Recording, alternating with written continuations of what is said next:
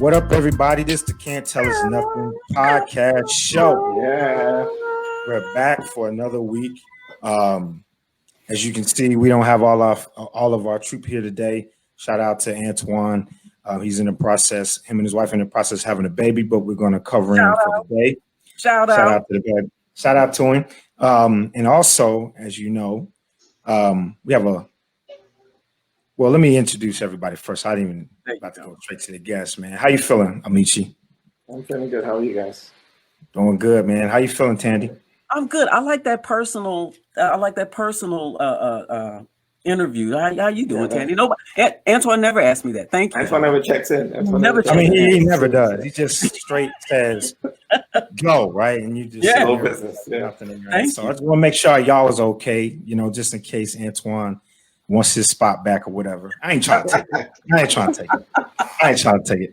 Nonetheless, we're gonna make it work, and we have an exciting guest today. Somebody that I'm really excited about just speaking with earlier before we started the show, and this person is going to be introduced by none other than Tandy. So I'm gonna let you take it away. Yeah, y'all. Hey, what's up? This is Tandy, as John introduced, and I am introducing our guest today. Our guest today is a really important. I'm going to say he's a part of my family because he's been integral in my children's lives. Our guest today is Mr. Oliver Stevenson, or as we call him, Mr. Oliver. Mr. Oliver is a community activist. He's a child advocate and one of the best people you'll ever meet. My favorite thing about Mr. Oliver is he would always, when he's speaking to the group or speaking to the kids, he would always say, "I love you," and there's nothing you can do about it. And I absolutely mean it. He meant it. He meant it. I'm taking that. I like that. I'm taking that with me. Thank you so much. That's a good one. You can use that one. The follow up on that one is, and if I catch you trying to do something about it, I'll clip you. Okay. Oh yeah. Yeah. Take you out of love. It's like the love mafia. Shout out, Mr. Oliver, man. So thank you. What sparked that type of mindset? I mean, that's a very empathetic, very unconditional mindset that we don't hear a lot of people have. What ignited that in you? Man, I always have to go back to the ancestors. And, some people think your ancestors are people that you don't remember, but your ancestors are actually people that pass on, last week, last year, 5 years ago. I happen to have been blessed to have grown up under the tutelage of my grandma. And she was one of them strong grandmas, whoop your butt, grandma. And make you go to church, grandma. And yes, you are your brother's keeper, grandma. And you better not talk back to Miss Anderson, grandma. I had one of them kind of grandmas. So believe it or not, I'm a choir boy. I've been Methodist all my life. I grew up at Trinity East United Methodist Church. Those folks had a big impact on my life. And they kind of taught me my echelon of life is God first. Then my family and friends, and I put those two together because Tandy can tell you anybody that becomes my friend is my family. And then my community. Yeah, I'm one of them old school black guys that'll get up on you. You know what I'm saying? But my grandma is the reason that I am what I am. She taught me that, yes, you are your brother's keeper. Be proud of where you live. Try to leave a good mark when you leave. Hopefully the folks won't be up there lying in church at your eulogy. Maybe they'll be telling the truth. Don't give them nothing to lie about to try to don't give them nothing to lie better about. than you were. So my grandma, and I have to speak her name. Tandy, I tell you, I'm into a lot of African traditions. I can't speak of an elder without saying their name 3 times. So my grandma was Lois Ruth Cyrus.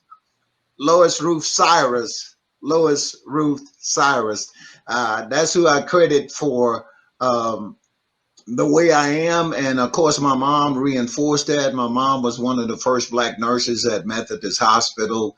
They wouldn't let her wait on them white folks at the big hospital. She had to work at the annex.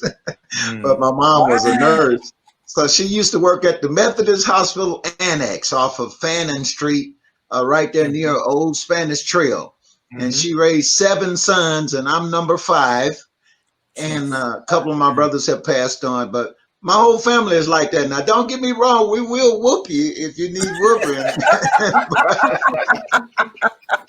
I mean, you can't have a big family. Yeah, but for the most part, we good brothers. You know what I'm saying?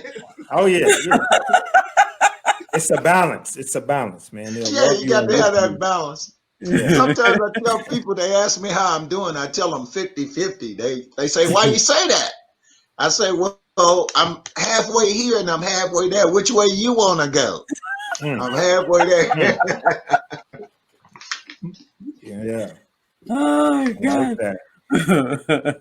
So, Tandy, how did you and Mr. Oliver meet? Yeah, good question. What was your first contact? I'm going to tell you, my son at the time was going to a charter school in Southeast Houston, and one of my I had 2 work friends whose kids also went to that school, and I think and I don't know, John, your kids aren't old enough yet, but it's something about trying to find a place for your kids in the summertime that's a real deal, right? Like there's certain places, if you want to get in, like, especially an affordable place, you got to sign up in January because, by June, forget it, or May, forget it. So a friend of mine heard about Mr. Oliver's summer camp called Southside, and it was very affordable. And so, I'm all about very affordable, and it's close to the neighborhood. Yeah, it was very affordable. Close to the neighborhood, and their kids were going, so I was like, okay, that seems to be kind of a safe situation. So took my son there, and he went for at least 3 years. I think 3 summers or more. At least 3 years. At least 3 summers, and then my daughter started going. So that's how I found him. And then once I found him and just realized how wonderful, he had a wonderful, wonderful group of people working with the kids. Retired people who'd worked with Parks and Rec before, who worked with other kids, and they just really were looking out for the best of kids. It's something to me when I see people who just like genuinely love kids, and I think that's so kind that they devote their free time to it, because I can't see that. I love my kids and I love kids in general, but the idea that, oh, that's what you're doing with your free time all day long. Those are special people, but I love them for it. That's how I met them. That's how I got involved. Well, Mr. Oliver, I'll tell you, I have almost a 4-year-old and almost a 2-year-old, and I can't imagine spending my retirement with a bunch of children right now. And I love my children, man, but it's like making me like second guess a lot of things. What about children? Like, I know your grandmother helped you establish those principles, but dealing with children, man, it's almost like you gotta almost have a gift to have that level of patience. How did you learn how to have that with children? How did you? Well, when I was growing up, like I said, I was number 5 out of 7, and it was all boys. One thing I commend my mother for, man, is she told us, she said, I can't teach you how to stand up and pee. So she always made sure that we had real male role models that could show us how to stand up and pee. And as a matter of fact, she wasn't playing with that. She bet not never catch you sitting down peeing, because you won't be able to sit down no more. But I had men in my life at my church, Trinity East. They had some good guys there, some fathers that was willing to be surrogate to me. I hate to tell you this, but I am a choir boy. I was an acolyte in church, Cub Scout, Boy Scout. I think my mom really put us in all that stuff so she could have some quiet time at the bottom. Oh, yeah. You know what I'm saying? Oh, yeah. But we was always at church or Boy Scouts or something. and she made sure that there was always a male role model there somewhere. It might be mostly the sisters. You know, the sisters looked out for us. Oh, But yeah. there was always one brother that the sisters pulled along to do it. And I just want to say right quick, this old Geechee man, a black guy from Louisiana, his name was Mr. Bryant, Buster Bryant.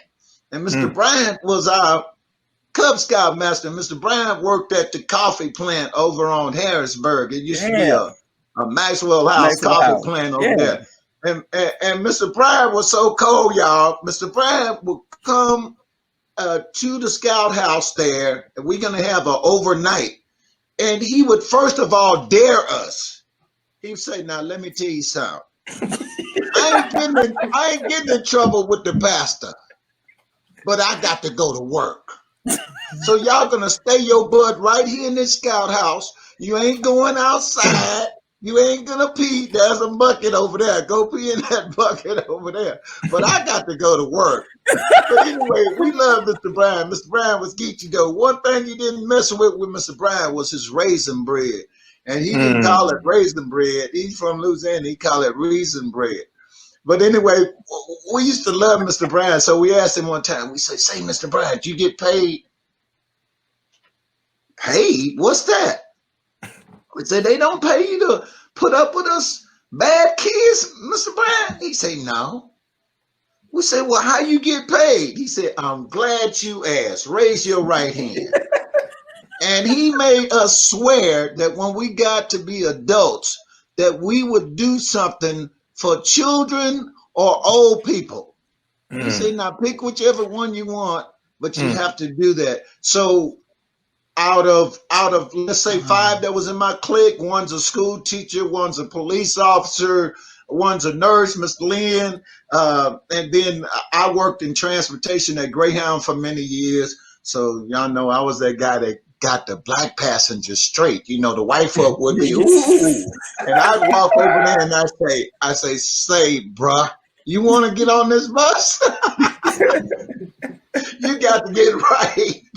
But anyway, Mr. Bryan is the one, man. I have to pay back Mr. Bryan. God bless his soul. He put up with us. We steal his raisin bread. We did all kind of shit to poke Mr. Bryan. All right, I got a seat out here. We cut to come to a campsite. All right, kids.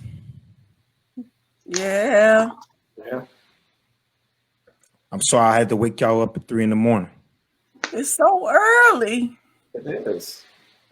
Would y'all like to explain to me who went in my lunchbox and took out my peanut butter and jelly sandwich? What? Now, Mr. Bryan, you know I wouldn't take your peanut butter sandwich. Me? Peanut butter? Not me. I know it wasn't you, Oliver.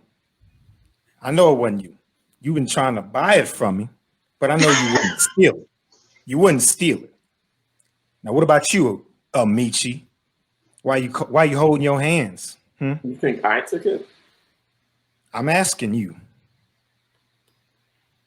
Is it because I said I was really hungry and I was really eyeballing a sandwich last night? Is that why you think I took it? I mean, of course.